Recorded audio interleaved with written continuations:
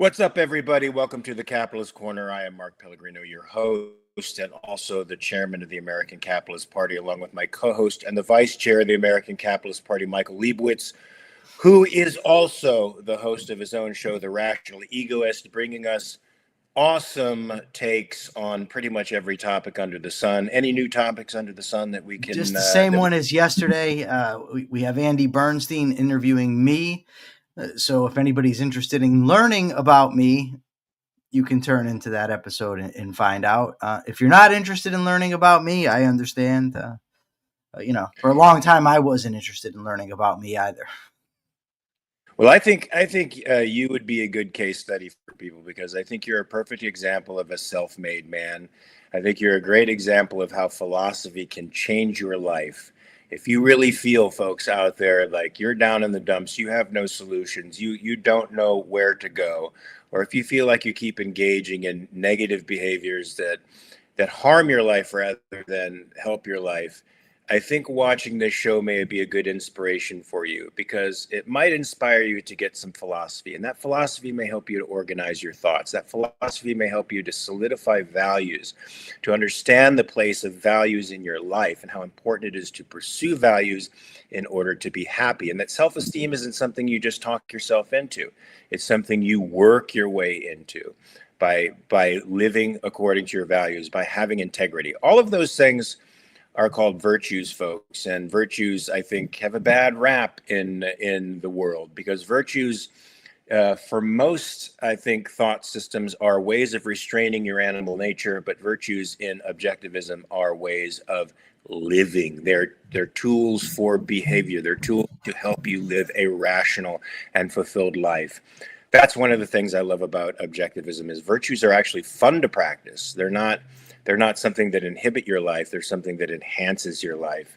And we need more of that in the world. And that's why you should like or subscribe to this station, folks, because these are the virtues and the values that we promote. They're the virtues and values that capitalism promotes. So hit like and subscribe and or share this on YouTube. It's very important. No, Mark, no. You don't share it on YouTube. You share it from YouTube onto Facebook, onto X. Share it from YouTube onto Facebook or X. My boomer adjacency is showing. I have to put my mask back on. Yeah, folks, I also have to give the disclaimer that what we say here is not necessarily representative of the Capitalist Party positions on things. They are our own unique positions. They may be in alignment with Capitalist Party positions. They may not. Sometimes we'll let you know when that's happening, sometimes not, just because we like to keep you on your toes. It's a fairly big news day today, as it always is. Every time I wake up in the morning, I find 75 articles in my text to read through, and one of the top ones I think is very important for us to deal with because it relates to us. But I want to have a spin on this. I'm gonna remind me to put this spin on this article, Michael, at the very end, because the article talks about Elon Musk's third-party bid. Of course, he's thinking about starting the American Party. Now, the American Party is, of course, a bit of a mixed bag of tricks. It doesn't ever claim any connection to individual rights. It just has a series of discrete goals that it wants to accomplish: more efficient government, subsidization for AI to keep us ahead of China, less taxation, et cetera, et cetera, et cetera. A bunch of discrete goals that aren't connected by any unifying principle. But they are, of course, discrete goals that appeal to a lot of people who are feeling on the outside of the political world. And there is a massive, as in, I think, a 65% desire to see, at least those polled on X, to see a third-party alternative. The problem with being a third party is they're always spoilers. They never quite achieve maximum velocity. They might get some state appointments. I think the Libertarian Party never gets more than 3% of the popular vote, but they get people in state congressional houses, and sometimes higher in the federal government, but not often. I think I was surprised to hear Andrew Young actually has people in about 40 state houses with whatever his party is called. Yang, you mean? Yang, sorry. Mark? Yang, Young Yang, Young Yang, Yin and Yang.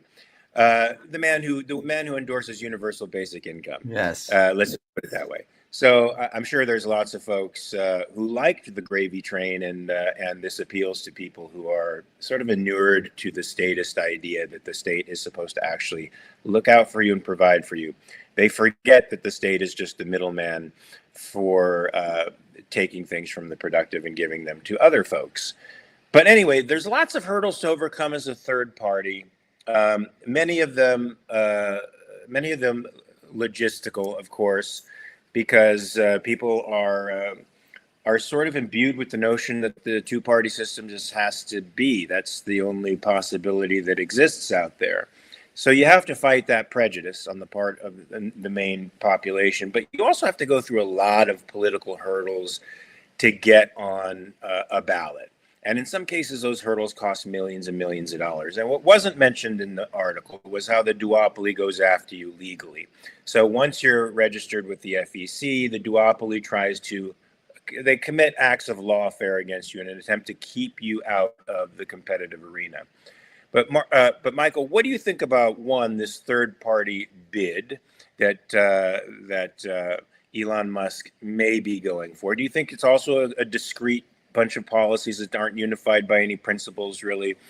And do you think it has the possibility of success? He is a whale, so he is somebody who has the possibility to organize political action committees behind him and put a great deal of money behind this.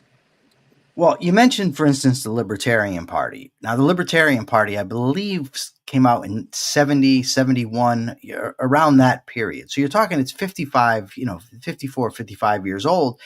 And like you said, they only get 3%. They also, the Libertarian Party, had a lot of money. I believe it was the Koch brothers, put a lot of money into it. I could be wrong about that. I get confused whether it was just that they financed Cato and, that sort of thing. But I believe they did help with the Libertarian Party. They also, the Libertarian Party, have the benefit of a lot of the things that they advocate are traditional American stuff, right? And I'm not talking about the anarchy folks. I'm just talking about the folks who are out there and they believe in free markets, civil liberties, that sort of thing. So even with all that, they've only been able to get 3% of the vote. Ross Perot came along and he, caught kind of a wave where people were frustrated with what was going on in the country. And even he was only to get, what was it, 19% of the vote, 16% of the vote, no electoral college votes. So it's a very difficult thing. And you mentioned unifying principle. The problem with the unifying principle, and this is where we face headwinds, is that in order to get elected, especially in a national level, you have to bring in a lot of different people. So the parties, Democrats, Republicans, they end up with very, very broad, not just platforms, but positions. And it varies by where you go. I mean, Republicans in New York aren't advocating for the same things as Republicans in, say, Alabama, because they're catering to the specific people there. And then you have the fact that the all or nothing system in America is biased toward a two-party system, because had Ross Perot, for instance, in a parliamentary system been able to get 19% of the vote, or if his party got 19% of the vote, they might still win some seats. Whereas in America, you get 19% of the vote, you just lose. That's it. And then there's the stuff that you talk about. There's laws that make it very difficult. The signatures you got to get, ballot access, all kinds of things. So no, Elon Musk's party does not have a unifying political principle. They do have the benefit of the world's richest man that's backing them. And he's also very famous and has his own, medium through which to get out his message on X. So he might be able to do something. And the fact that he's not principled might be to his benefit. Now, when it comes to us, we are trying to persuade folks that agree with us, right, to come along, take them away from the Libertarian Party, which shares a lot of our values, and maybe some fed up Republicans. But then we also have to persuade people that are on the outskirts to come in and accept our philosophy. This is a very tough hill to climb for us. The problem is I don't know what the alternative is, right? What do you do? Do you go and throw in with Republicans and sell your soul for them on the off chance that you might get a seat somewhere? Do you join the libertarians and end up arguing with anarchists? Or the Republican infiltration of the Libertarian Party that supports things like closed borders. So it's a very difficult sort of atmosphere or ecosystem that we're operating in when it comes to politics. I don't know that there's a perfect solution. I just know that I would prefer to side with you and make the arguments for capitalism and maybe tilt at windmills, then I would sell out to the other two parties. And this idea, just the spoiler idea, a Connecticut talk show host, Gary Byron, when I was the spokesperson for the Libertarian Party, he says to me, "Oh, you can't do that. You're just going to take votes from Republicans." And I said, "Well, what makes you think that my vote is owed to a Republican or anybody with these positions that the Republicans don't share? Why is that owed to Republicans? And why would I care if I cost them votes? What difference does it make to me? Because the two parties are two sides of the same coin in many, many ways. As what's his name? Larry Elder once said, there's about a dime's worth of difference between them." So that's my long-winded way of saying no. Musk doesn't have a unifying principle. No, the chances are not good that Musk is going to succeed, but he's got better chance than most others. And as a third party, we have a very tall task ahead of us. And now let me remind you that you wanted to put a spin on this. Okay, so it seems to me that in the mid-1840s, there was a third-party upstart as well. A third-party upstart, there was the Democrats and there were the Whigs. But then a third party came along called the Republican Party, which had an abolitionist platform. Now, the idea to me is not to create a third party that's a spoiler, but to take over as a party. So in other words, the Republicans absorbed the Whigs and became the Republican Party. So they had still a Whig part of the platform, which I fundamentally disagreed with much of the Whig platform, except as it was traditionally practiced.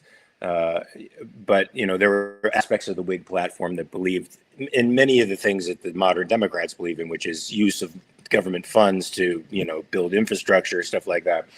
But the Republican Party brought in the abolitionist the abolitionist theme, and that's what eventually killed the Whig Party, and they all became absorbed in the Republican Party. So in my view, you have to have the Libertarian Party, the constitutional Republicans, all those people that stand for limited government, the large individual, the small government, coalesce into the Capitalist Party. Because truly, in my view, politics is a binary sort of scenario. You have statism and you have individualism. And you have iterations of statism, which is what we see today, and even individualism compromising with it so that it becomes an iteration of collectivism. So you're going to have a collectivist party and you're going to have an individualist party, and those are going to be the ones that are going to be fighting for the hearts and minds of the American people. I think individualism has right on its side, it has reality on its side, and can convince people over time that it is the best possible way forward, the way that leads to human thriving, and the collectivism has a long record of failure. But I just think that that the individualist ethic needs wider exposure. But so I'm thinking that you have to take over the party. You have to absorb the people that would go to the American Party. You have to absorb the people that are disaffected from the Republican Party, and even the social liberals who are disaffected with the woke elements of the left, who could come over to the American Capitalist Party, because we represent total social freedom and self autonomy. Which I think is the one thing that the modern Democrats and the left actually endorse, that is along the similar lines as us. Now, what do you say to that? We just become the second party. I think that is the goal. And I've often used that argument myself. What about the Whigs? The Whigs are gone. The Federalist Party is gone. The only thing I would say is this, is that the Whigs went away because of the biggest issue that tore at the fabric of this country. Yes. Right? So there was a huge, huge issue. And even with that, Lincoln got 39.8% of the vote in Well, that's 1861. because that's because the South didn't vote in a block. Well, because there was multiple candidates. I think there was 4 of them. So he was only able to get 39% of the vote. He won, of course. I mean, he became president because of the Electoral College. My only point is that with a serious issue, the biggest in the history of the country, it fragmented the country. Yes, the Republicans became a party. It also led to a civil war. And if you look at the next most viable third party candidate, that at least that I know of, you have Ross Perot with his 19% of the vote, or 16. I switch them up and I can't remember which one it is. But you had NAFTA was a huge issue. The debt was a huge issue. So you had these, sort of big issues that people were attracted to. Even with Perot, it wasn't a principled thing. So what we are trying to accomplish, what Musk is trying to accomplish, is in many ways similar to what Perot did, in that he's heavily focused on the debt, right? So he's picking an issue. He also has, the side thing, sort of, he's against the elites, this recent Jeffrey Epstein thing, whatever. But he does focus on the debt a lot. The break with Trump happened over the big bill. So for deficit hawks, and for average people who understand that the deficit is no good, he can bring them in. What we're trying to do is a philosophical political revolution, intellectual, I mean. And, so it's a very tough thing. Jim Valiant references the Bull Moose. Yeah. Teddy Roosevelt is upset with Taft. So he starts the Bull Moose party, splits the vote, and, you end up with Wilson in the White House. But you're talking in Theodore Roosevelt about a guy who was an American hero. He also served as vice president, was the youngest president in the history of the country, won an election. But also that's how a lot of third parties come about too. They're issue specific, and then they die after the issues are done, or they get absorbed by the that's party the other thing that happens, right?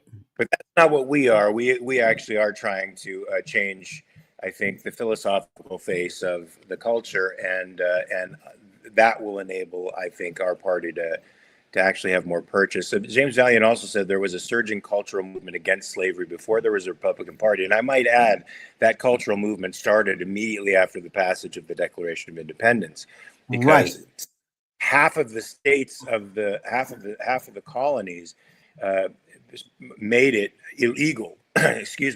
Made slavery illegal in their states. One, I think Vermont, actually made it a part of their constitution at that time. And then later there was such a massive string of manumissions or private individuals freeing their slaves that some state governments in the South became scared.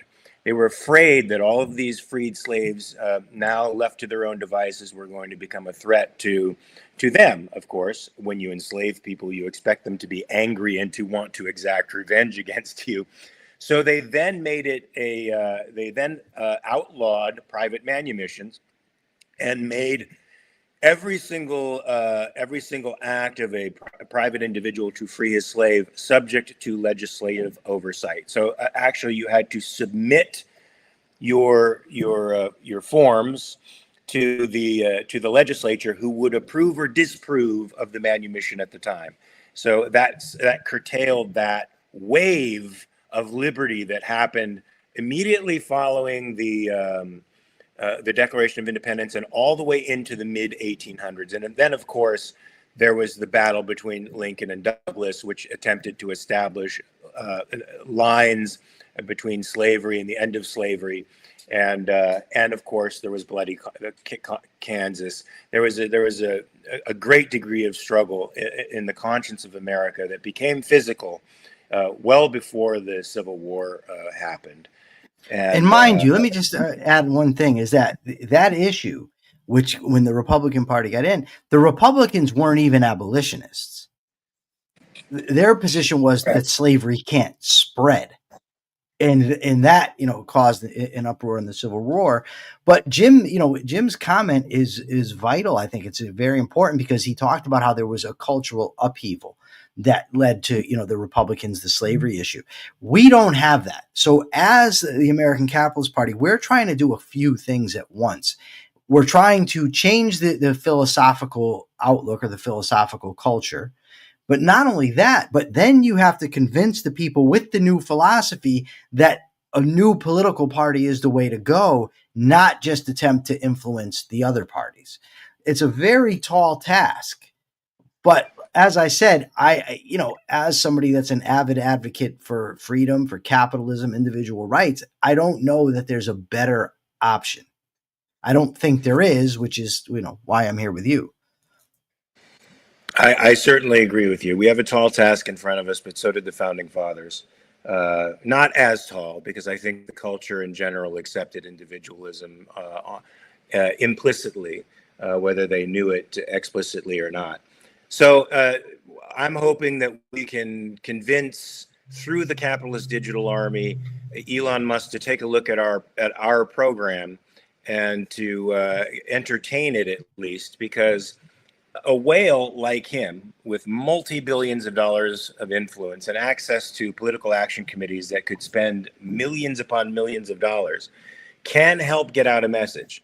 They can speed up the process by which an organization like ours can educate the rest of the world, and the United States in particular. So I'm looking forward to seeing how this stuff goes, and I'm going to try to jump on this wave, as I know everybody in the capitalist digital army is going to try to jump on this wave of discontent in the American population, and try to show them that the best way forward is individualism and capitalism, despite what they've learned throughout their primary and secondary educations. I'm just reminded of one thing that we do have nowadays that they didn't have when other third parties were trying to come about, and that's things like social media, YouTube, podcasts. I was just got confirmed to do a debate on July 30th with a relatively prominent podcaster. He's got, I think, 20 something thousand subscribers. So I'm going to go on there and I'll debate ethics with him. And, Mark, you've been on various podcasts with Montel Williams. We've both been on with Jonathan McDonald. So we do have an easier job of spreading the message than they did in the past. Of course, we also have the problem of competing with everybody else that has the same access to all the things that we have. So I don't think it's a hopeless cause. I just think that we need to be realistic about what it is that we're facing. Because if you're training for a jujitsu match and you train for a white belt instead of fighting a black belt, you're going to get your head knocked off. You need to understand the battle that's in front of you. Indeed, Akira Felix says the Tea Party movement was supposed to be one of those. Indeed, it was, but it was also specific to a particular issue at the time, and then eventually got co-opted by the Christian conservative right and lost all legitimacy in the eyes of most of the people, because the left had did a very good job at smearing the Tea Party and making it and marginalizing it as a political movement. I don't think we would have the same issues. Thank Dad. Akira Felix says Jew-jitsu, as in the Jews. Yes, I think they did. Yeah, Greg Lewis just made an awesome point. You must have read my mind. Deeper with Diego said I couldn't be an advertising person because of all the skeletons in my closet.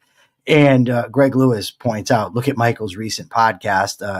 Look at his skeleton closet and how he puts it on display. And my skeletons are well known. And the worst that causes me is I get criticism from haters on social media. So I don't think that skeletons are necessarily an obstacle in this day and age. Yes. Skeletons in your closet mean they are hidden and you're afraid to have them out in the open. They're no longer skeletons in your closet when everybody knows what they are. In fact, I think it's best to have full transparency like that. You don't ever want to give people the impression that you have these hidden hidden moments in your life that you'd rather nobody see. Why not let them see it?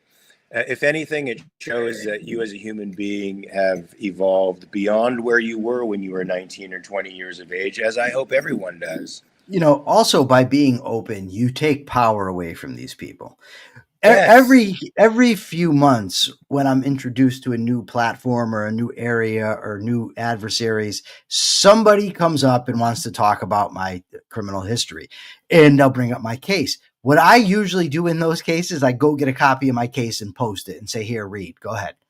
I'll post my I've podcast seen. where I talk about it. Yeah, I am not giving anybody power over me to hold things over my head.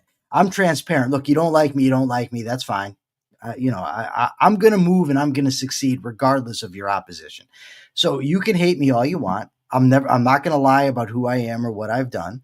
But what I will say is this: if we're going to count all the horrible things I did as a teenager and, before I was 21, let's take the whole context and look at what I've done over the last 25 years, because you can't just isolate one and not the other. It doesn't, not logically. I mean, you can do whatever you want, but if you're going to be rational, you have to take entire context in consideration.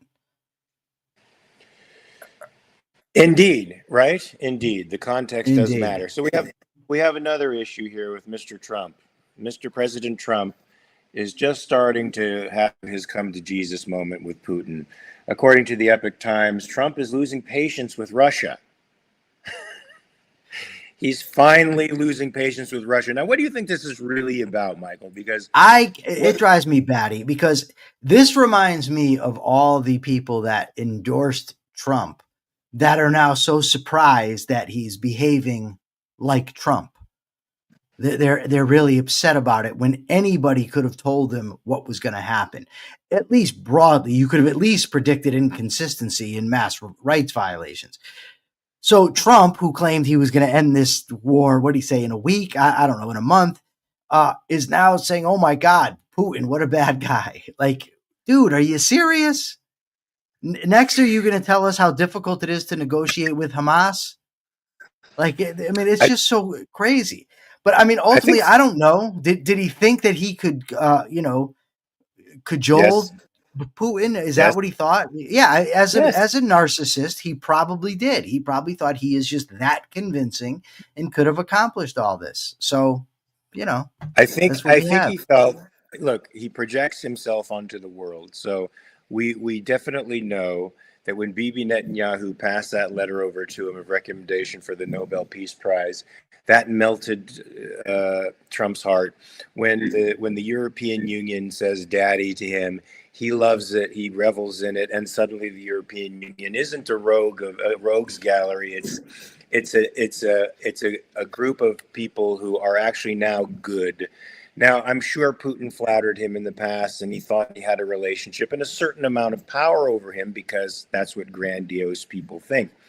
But ever since he's been in office and made claims before he got back into office that this war never would have happened had he been in office, Putin has been making it a point to prove to him that now that he's in office, he will do whatever he wants to do. He's actually proving Trump's 4-year thesis that this war never would have happened if he were not president wrong, and doing it by rubbing it in his face every time he sends drones into Kyiv or to some other hapless civilian area to kill more Ukrainians.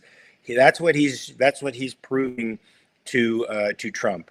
He's making a fool out of him on the national stage. Now, that's one thing you can't do to a grandiose narcissist without them in some way retaliating, which is now what he's starting to do by giving Ukraine the weapons he probably should have been giving them a long time ago, from the beginning of his administration, and wasn't, in part because he was pressured by the MAGA non-interventionists. He didn't want to give away weapons because while Americans are suffering, why are we giving billions of dollars to Ukraine to fight the Russians? We have a bone to pick, Mark. We have a bone to pick with the audience, and I just remembered it now. is we asked Oh, them yesterday to please go to YouTube and leave comments after the show, because what's in this chat just disappears. So we need comments on YouTube in order to get the algorithm to pick us up. Nobody went yesterday and put comments.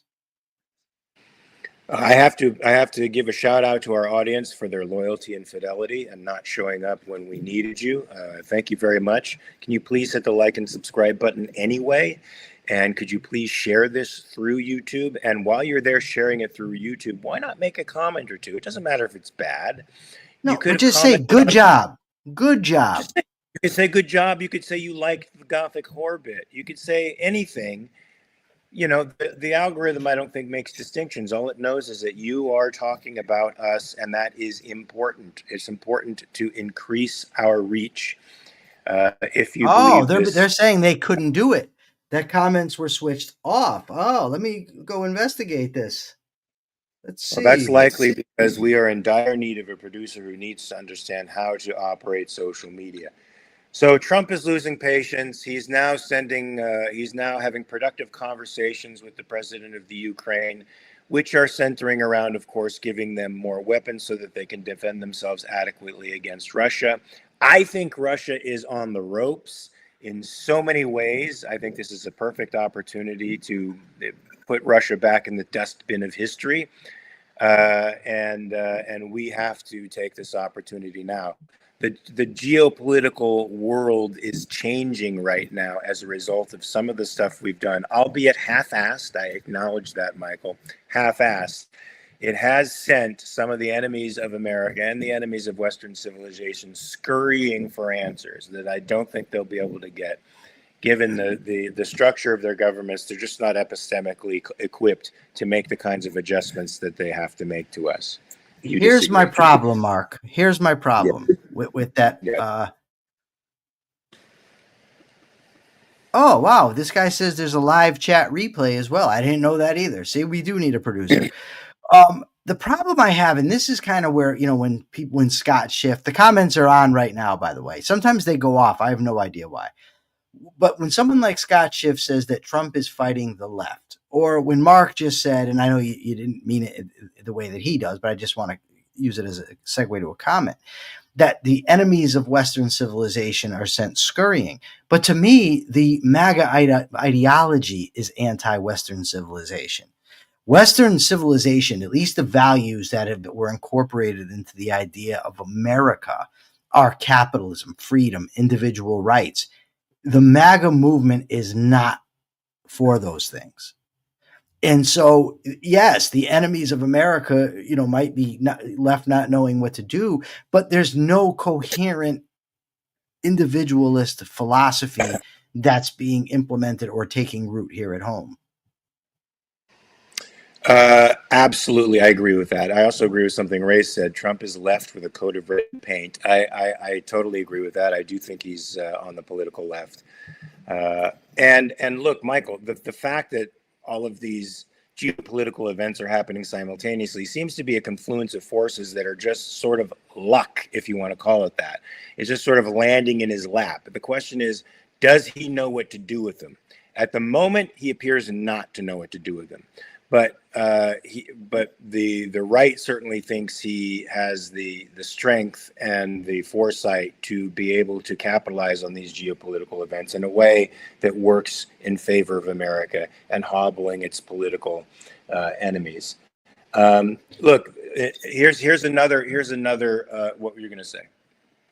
I was just going to say, Akira Felix, I just saw his comment on yesterday's show. Oh, you did? So Ariana Sneed says think tank versus political party. And what I think is actually necessary in these circumstances isn't think tank versus political party. It's think tank and political party. Sure. I definitely think the political party should have an intellectual grounding. So it should be a think tank. In addition to a party of action. I think that's what the founders were, right? Oh, wow. Yes, they were. Yes, good point. Gigantic think tank that also there were men of intellect and men of action at the same time. This is what we need. In Trump, we have a man of action, but not of intellect.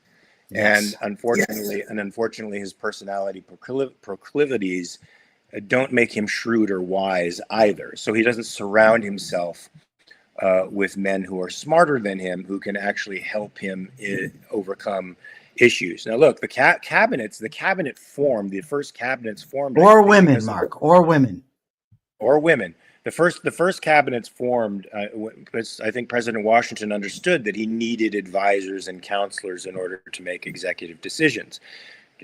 I think Washington is a perfect example of a man who grew up in an era of giants, intellectual giants. He was by no means anywhere near some of these guys when it came to intellectual capacity or knowledge. But what he was an extremely shrewd man who could see further than many of them in the respect of certain political moves. He was a Republican through and through, and I mean that in the small r sense. And he knew what those basic principles were. He didn't have a grasp of all the facts, but that's why he had people like Jefferson and Alexander Hamilton around him, Mason, men like that, Franklin, people around him, John Adams, who could educate him and inform his decisions. So he was a man of action who lacked the intellect like Trump, but had shrewdness. And that's one of the things I think a president needs above all else, which our president lacks. He's impulsive, he's non-intellectual, and he's throwing the world into a bit of a chaotic spin at the moment. And his friends are saying, well, this is just his 4D chess way of making deals. Well, one of these ways of throwing us into a bit of chaos is to say that pharmaceutical imports could increase by 200%. Tariffs on pharmaceutical imports could increase by 200%. Ladies and gentlemen, do you understand how insane that is on multiple levels? Michael, I'll let you take this away from here. But before you start answering this question, I want to remind people to like or subscribe to this station, please. And subscribe. Like and subscribe. Like and subscribe. Okay, like and subscribe, not or. It's not an either or situation. No, we don't want them either oring. Like and subscribe, and also share this through YouTube to other mediums, folks. So what do you think about comment? Well, I mean, look, it's the same as every form of tariff, right? It on one hand is a violation of individual rights because you're using force to prevent individuals from contracting with people with whom they want. It's also economically illiterate because it will not produce the results that the advocates want it to produce. What you're going to end up with ultimately are drug shortages because ultimately you put tariffs on, you're going to raise the cost of prescriptions. My prediction then is that Trump and his allies will attempt to put price controls because they've already done it or talked about doing it. So they put price controls. You put price controls, you end up with shortages. So people are not going to get the medications that they need, which is the exact opposite result of what they're saying. The problem here, and it's always this problem, is people confuse need with deserve. That because somebody needs something, they deserve it. But if that's the case, then that means that somebody else has an obligation to provide it. So if you're going to say, well, drug costs are too high, you're basically saying, well, people have a right to cheaper drug costs. So you're going to now intervene. But in order for drugs to get produced, people have to put in their time, effort, and intelligence and money and risk into developing these drugs, right? They're simply not going to do it if they can't make profits. So you're going to ultimately eviscerate it. Well, that's the evil word. That's the evil word, Michael. Profit, evil. Yes, but what ends up happening, and this is, for the people out there that are struggling with prescription costs, who are sick, I feel for you. It's a horrible thing to be sick and not be able to afford your medications. But I would say that a lot of that cost is a result of government policies already interfering, such as all the things about, the fact that, for instance, that drugs are illegal. You can only get it from licensed prescribers or licensed physicians. That's one problem with it. Plus all the testing that they're mandated to go through, that drives up the cost. The fact that they're subject to lawsuits By the way, also drives up the cost. by the way, I just want people to know, since we may sound like we want a sort of anarchist approach to the way drugs are manufactured. Europe has already gone through a private process of testing, and they do this through private labs. It's literally cut costs in half. All right. Yes. So they're not going through government agencies like we have to go through the FDA. It's private labs that are testing this, and as a result, it's a third of the time to test these drugs that are going out faster. A perfect example. Beta blockers were already going around Europe for many years before the FDA finally decided to clear them after a 10-year trial here. Now, I used beta blockers when my heart was in crisis. Now, I can't imagine what it would be like for a person who had the same heart condition as me to go 10 years without medication that could have actually saved their lives. Now, the reason the FDA can hold off like that is because the number of people who die before they approve a drug doesn't matter. They don't count. It's only the people who die after the approval of a drug that matter to them statistically. So before then, it's tough titty, as they say. And look, yes. I also got on a clinical trial program for my heart surgery, for a technology that was already approved in Europe and had been approved in Europe for years. Why? Because they have a private approval process there. Private labs doing the research and get it done exponentially faster. I was on this clinical trial program, so I got the surgery for free because I was technically a lab rat. And you know what? Finally, this technology that's been in existence for several years in Europe is now in the United States. What does it do? It does the ablation therapy the same way, but it causes far less tissue damage. It increases your healing rate exponentially. Literally 7 days after the surgery, Michael, I could exercise as hard as I wanted to. 7 days after heart surgery. Well, the point, I think, ultimately is this: the moral is the practical, right? So if we implement a system whereby individual rights are not being violated by government force, you're going to end up with a system where you have more medications at a cheaper cost. So the very people that they're supposedly trying to help with their current policies will actually be better off if we just get the government out of the way. Alan, we've got a whole tough titty thing our audience is full of perverts. Let me just tell you, because when you said tough titties, now everybody's talking about titties here. And Alan Thomas says goth whore titties are tough titties. So they're sort of melding yesterday with today. Do you know that somebody actually made a clip? Yes, you know, because I sent it to you, a brief clip. They completely clipped off, the context yesterday. And it just has me saying, I prefer gothic whores. And you said, me too. And that's the whole clip. That's it. That defines everything that we said yesterday. All the great ideas go out the window just because of a little good time. Well, Michael, that just shows you it takes years to build up a reputation and only 2.5 seconds to destroy it. What can I say? No, I think our reputation is good. You know why? I'll tell you. Because we're human beings with senses of humor. We're not some stiff intellectuals who sit here and pontificate using nomenclature that nobody understands, right? We're human beings with a sense of humor, like most people are in private. What's nominature? Specific language. I did it. I know. I know. It reminds me of the irony when, in Opar, where Leonard Peikoff gives a sentence about, he's talking about these philosophers with their long, convoluted sentences. And the sentence that Leonard used was 50 words long. So I did the same thing that I was accusing others of doing. My hypocrisy is readily apparent. I was called out on it, and we can get a big laugh. You know why? Because we're not sensitive, whatever. We are human beings with senses of humor and also good ideas, here to present them to you. And if you like our approach of mixing intellect, philosophy, politics, and humor, you should like, you should share, and you should subscribe. And you should go and comment. You see how I did that? That's a segue, Mark. That's how you do it.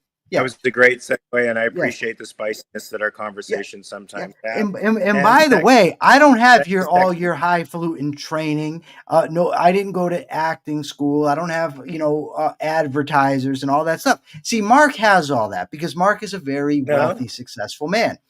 I'm not. But what I do know how to do is a good freaking segue. and that was a very good segue. I want to say hi to Kathy. Catherine Cascio came on. She's been It's just having Casio, Mark. It's Casio. I as guarantee it. as a, It's not okay. Cascio. All right, stop busting my balls. Okay, I want to say something nice about Catherine because Catherine is one of those folks who I knew many, many years ago. And we disagreed politically on just about everything, philosophically on just about everything. But over time, she started to incorporate these ideas in her life. And she has literally turned around 180 degrees. Now, she also has the misfortune of having multiple health issues right now. But I think this philosophy is helping her to deal with these terrible health issues, and I hope they give her a little ray of sunshine in all of the excruciating things you have to experience. Catherine, you're awesome. I just want you to know you're doing a great job. Keep up the good work. You're becoming a strong objectivist, which is making you anti-fragile in life and making you a really superhuman being. I just want you to know that. You win the MVP award. That's right. You win the Most Valuable Player award for today and probably for the next month. I just want you to know that. I know you need words of encouragement sometimes because I wouldn't be able to do what you do, and I appreciate you very much. Anyway, I want to go on to the next story because this is interesting. Trump is in a great deal of trouble, and MAGA is all upset over Trump because of the Epstein list that Pam Bondi supposedly had on her desk, which is now not being released to anybody. So it's starting conspiracy theories galore. Like MAGA and everybody else wants to know who the heck is on this list. And if Trump promised full transparency in his administration, why is he suddenly stopping with the Epstein list? Now, this is starting rumors, Michael. It's starting rumors that Epstein was a spy for the Israelis. It's starting rumors that, there's all kinds of huge people that are on this so-called list that could affect literally world peace and negotiations right now. And that's why they're holding it back. What say you about this fiasco? Uh, it's interesting because I never followed this really. It's not a type of story that generally interests me. But ever since they said there was no list, I actually did some digging through, articles and AI and stuff like that. And it turns out, there's a Miami Herald article from March, I think, that said none of the accusers in these cases ever said there was any type of list or there was any, any of the stuff that's claimed to be on the list, basically. That doesn't mean that Epstein wasn't doing. First of all, we know he was doing bad things. We know Giselle was doing horrible, horrible things that these people were doing, right? I think it's a possibility and maybe even a probability that Epstein involved some of his well-connected associates. Going from that to this huge conspiracy where he has this big detailed list and he's blackmailing people, that's a huge stretch. And I think that the right-wing grifter class has used that for political capital. And, what ends up happening is they keep pushing and pushing and pushing it, but it ends up where it's okay, now you have to pay up. Show us. And they just can't because it's not there. Can I prove that? No, that's my speculation. That's what I think happened. Ultimately, I don't know because you're dealing with liars. So I don't know if they were lying before or lying now. I don't, there's no way to know. I just know that what the evidence seems to me to say. But as far as this rift, you've already have the MAGA grifter class or the MAGA Who are? Can you name a few of influencer these? class.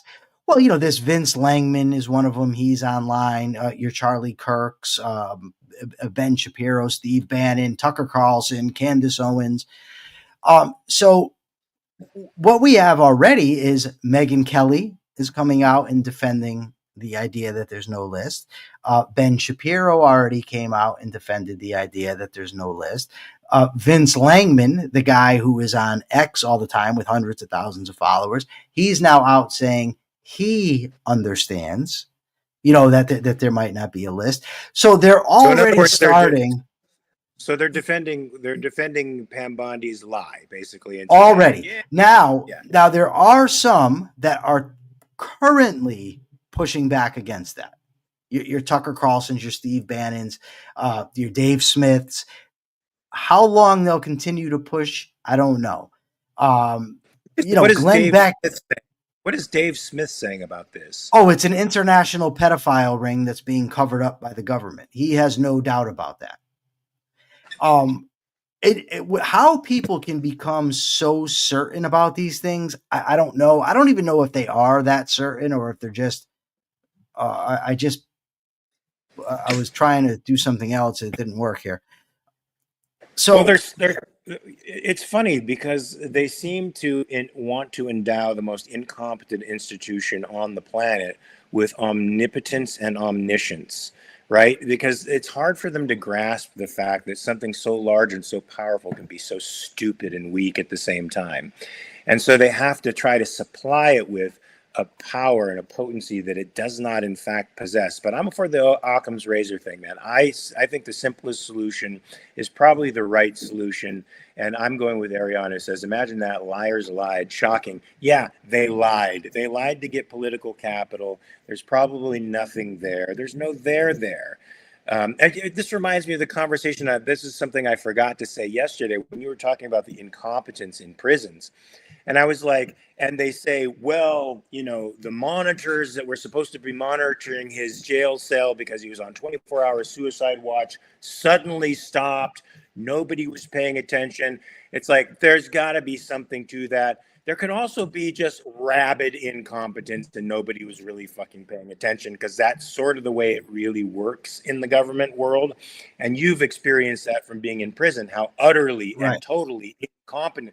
It's miraculous that these guys are still in jail, to be honest with you, because it seems like, they could break out at any time. They can certainly do whatever they want at almost any time.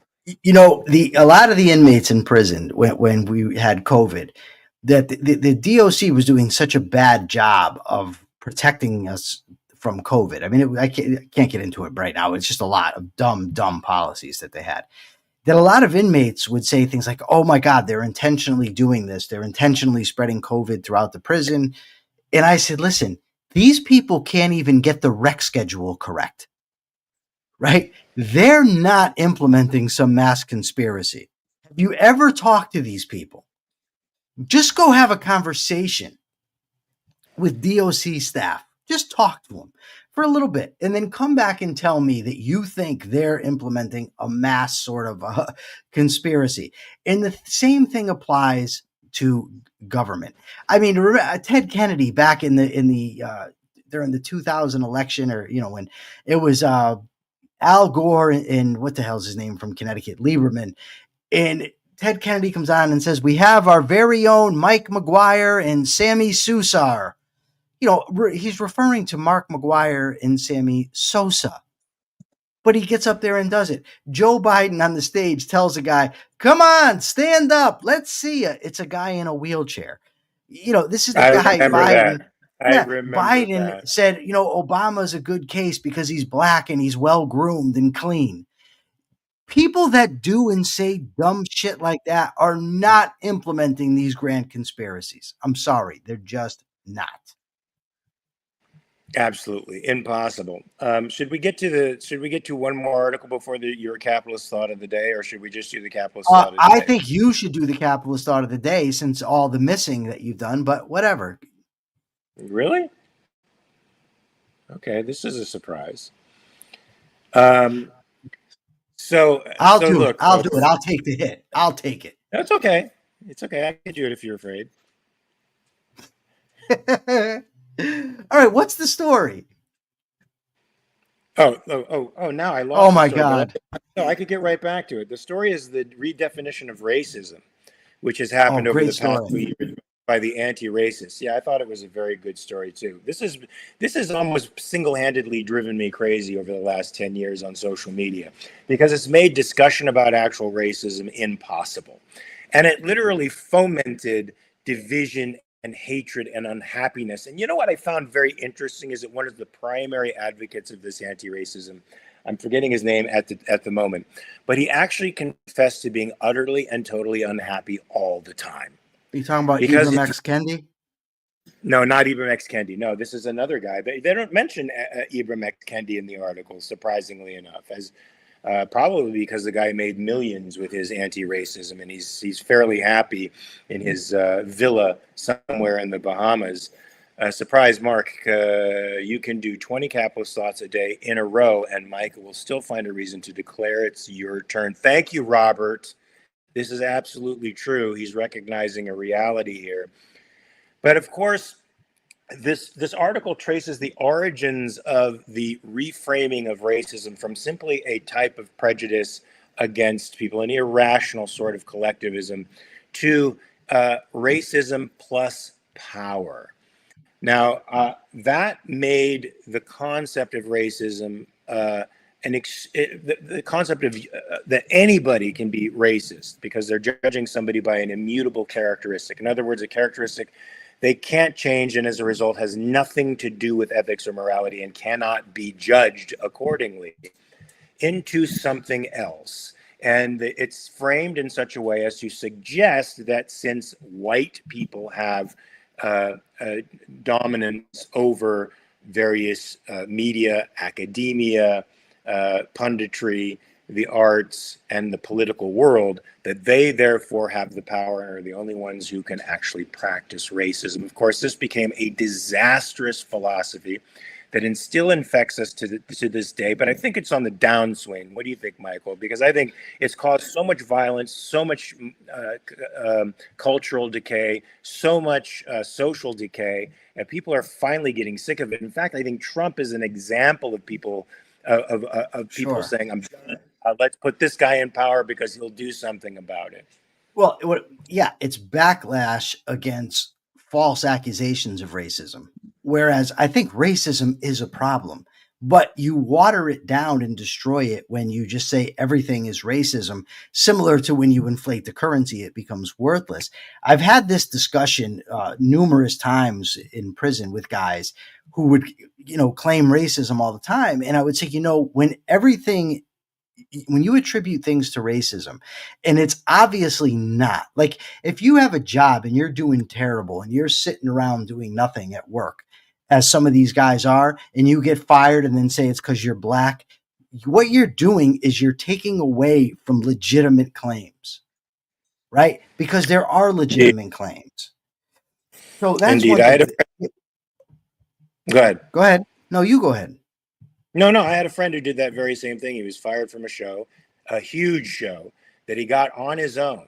And he said it was because they looked at his passport, saw he wasn't American, saw he came from another place. He actually came from Iran. And they fired him for that. The real skinny was he was just an asshole on set and nobody wanted to work with him. And that's why he got fired. So this other idea, Yes. I first came about this also in prison, talking to an elderly Muslim friend of mine, and we got into a debate about racism and specifically black on white racism. And he told me it's impossible for a black person to be racist because he was implementing this new idea of, you have to have the power to punish people or to suppress people, oppress people. And it's such a dirty trick, right? Because it makes it by definition so you can never be this very thing. And the author of this article actually says that they define racism in such a way as to automatically exclude themselves from being racist, right? So it's everybody else.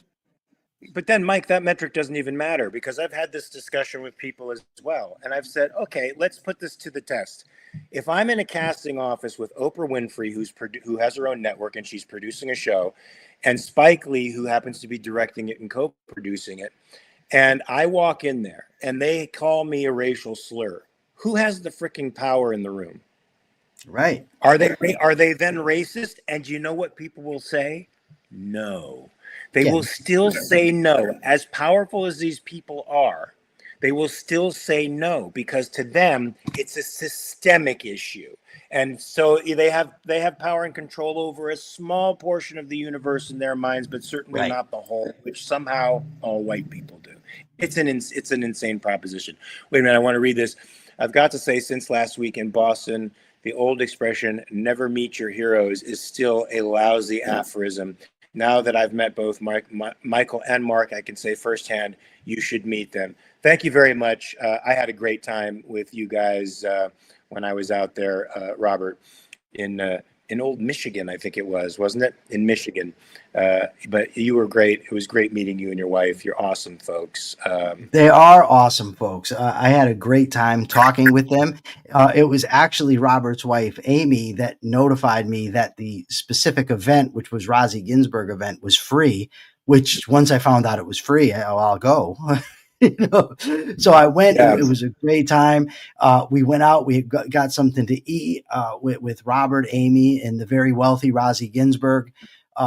Rosie picked a very high-end Israeli restaurant, but it was great. Robert got the cheesecake. He hardly ate it, but he did share. And I got to try something I never tried. Two things: Turkish coffee and falafel. I don't know. But either way, both were great. Having time with Robert, to sit and talk with him was awesome because Robert sort of, Ian Gilmore, I did apply for a scholarship to OCON. I was turned down. So Robert and Amy, to me, embody the finest principles of objectivism. That is a zest for life. And they also get to what I was talking about with you earlier about this show, where, we have humor, we joke, but we can talk about serious issues because life consists of all of these things, right? And if all you do is spend your time in serious mode, it makes for an absolutely miserable life. As an aside, the author of the book that was reviewed in the article about racism is Jake Klein. I've actually interviewed him before. Really nice guy. Yeah, so the book is titled Redefining Racism. I'm going to get it and put it in my queue, which means it's another book. Not the queue, not the queue. Yeah, that's another book ahead of Michael's book that is going to go in there. But I want, because this is a pet peeve of mine. I also want to say that one of the things I loved about the naysayers is that they were punk rockers just like me. And you got to love. All right, they're good people. We don't have to smear them now. We don't, Hey, by the way, hold on. Wait a second. Speaking of your punk rock days, where is the photos of you rocking out that we were supposed to get? Yeah, I'm waiting for my friend to get back from vacation. So he's been. Oh my God! Maybe that's in the queue too. All right, we ready for the capitalist thought of the queue? But when he gets back from vacation, he's supposed to look through his, junk, his garbage photographs, and he'll pull a couple out, and then we can have laughs. We'll laugh at my expense. I'm all for it. Liquid Zulu says, hold on, I will, but I wanted to say, Liquid Zulu says that Jake Klein is a good man, that he was in the Henry Hazlitt apprenticeship with him. Liquid Zulu, I actually met somebody else who was in that apprenticeship with you, Patrick Carroll, who I'll be interviewing soon. Really nice guy. I met a bunch of Liquid Zulu's guys when I was at Pork Fest, and we had a pretty good discussion. All right, capitalist thought of the day. Thomas Jefferson famously said, eternal vigilance is the price of liberty. The odds that the men who in 1976 professed their lives, their fortune, and their sacred honors. Not 1976, not 1976. No, I was born in 1976. So, yes, 1776. The guys who pledged their lives, fortunes, and sacred honor in the pursuit of liberty, we're facing much bigger odds than what we are currently facing. They did it anyway, and they ultimately won. So, yes, as we talked about earlier, the battle for ideas, the battle for political, for political progress, the road in front of the American Capitalist Party is a tough one. But with eternal vigilance, it's something that we can achieve. We just have to be willing to put forth the effort and not give up. And with that, I'll turn it over to Mark, who's busy with Frankie, but he's going to give you the goodbye. Yes, Frankie's constantly getting himself into little jams here. Yes, that was a great capitalist thought for the day. I did hear it, even though I was actually trying to help Frankie get out of a corner. Hi, Frankie. Folks, there he goes. He's wandering off in another direction. Folks, we're going to be here same bat time, same bat place tomorrow, 9 a.m. Pacific, 12 p.m. Eastern. Bring your questions because I believe tomorrow is Friday. Yes. Today's a no-gi day for me, so that means tomorrow is gi day. That means yes, Friday it is, and you're going to have to bring your questions to us. Ask the chairman and the vice chair anything you want. Not anything you want, but related to capitalism would be fine. Related to current events would be also fine. And until that time, I want you to remember you got 24 hours to check your premises. So please do that little thing for us, and then hit the like and subscribe button, and then also share this on YouTube to other platforms so that the algorithm likes us that much more. Until that time, folks, we will see you tomorrow. Peace.